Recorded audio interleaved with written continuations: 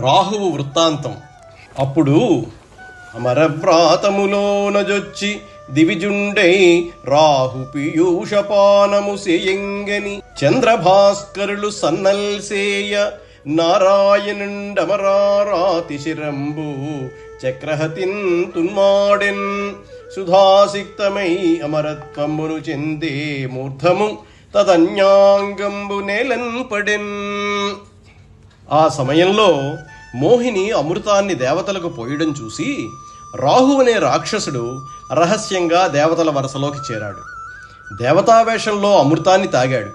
అది చూచి సూర్యచంద్రులు మోహినికి సైగలు చేశారు. వెంటనే చక్రాయుధంతో విష్ణువు రాహు తల ఖండించాడు.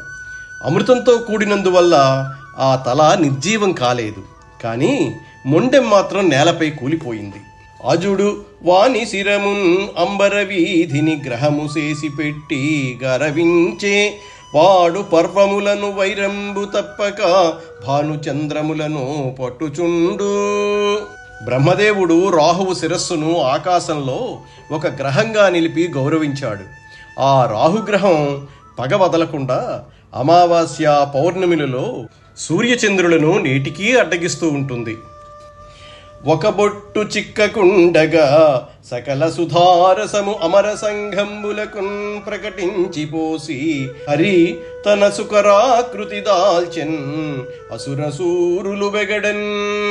విష్ణువు ఒక్క చుక్క కూడా మిగలకుండా అమృతమంతా అమర సమూహానికే బాహాటంగా పోశాడు. మోహిని రూపాన్ని వదిలి తన మామూలు ఆకారాన్ని ధరించాడు. ఇదంతా చూసి రాక్షస వీరులు దుఃఖపడ్డారు.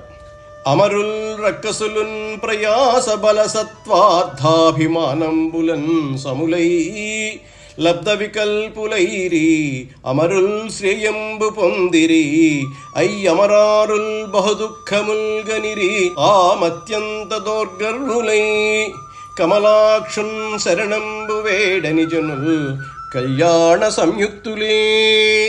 కమలాక్షున్ శరణంబు వేడని జనుల్ కళ్యాణ సంయుక్తులే. దేవతలు రాక్షసులు ఇద్దరూ కూడా ఓపిక, బలము, తెలివి, ధనము, ఆత్మగౌరవము అన్నింటిలోనూ సమానమే. అయినా రాక్షసులు ఫలితాన్ని పొందలేకపోయారు. దేవతలు శ్రేయస్సును పొందారు. కమలాక్షుణ్ణి శరణు వేడని జనులు శుభాలు పొందలేరు కదా. దానవులు అమృతం త్రావంబూని పయోరాసి త్రచ్చి పొగలిన మాట్కిన్ శ్రీనాథ పరాన్ముకులగు హీనులు పొందంగజాలరు ఇష్టార్థంబుల్. అమృతాన్ని త్రాగడం కోసం ప్రయత్నించి